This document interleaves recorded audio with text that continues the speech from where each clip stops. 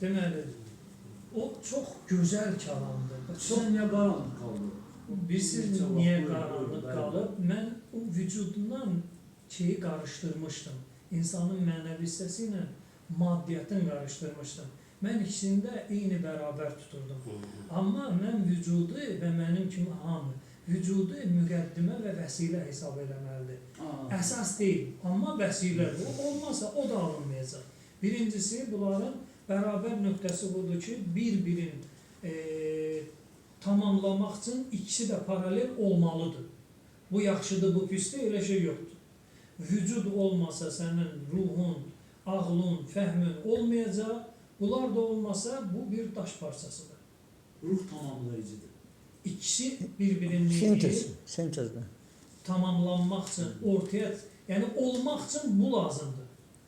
Mən qarışdırırdım. Bunların ikisində hər mərhələdə eyni görürdüm ki, Allahda fəna olmaq, Allahda ərimək, Allahda yox olmaq, bu ayxı xaliqlə məxluq kontakt. Yoxdur, toxunma yoxdur.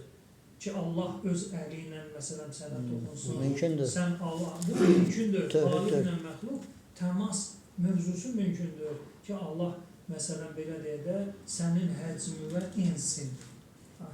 Və yaxud sən onun həcminə qalxasan, mən elə qarışdırırdım ki, elə bir Allah nəuzubillah dənizdir, mən bir damcıyam, qarışdım, oldum Allah, bu küfür, bu kafirlik filan, burada qarışırdım, qalırdım belə. Mən onun həllini belə tapdım ki, maddiyyat qalır yerində. Maddiyyat o damcı deyil. O damcı nədir? Həmən o mənəviyyatındır. Mənəviyyatın qovuşacaq o dənizə. Necə qovuşacaq? Şərti ilə. Bəzilərinki qovuşmur.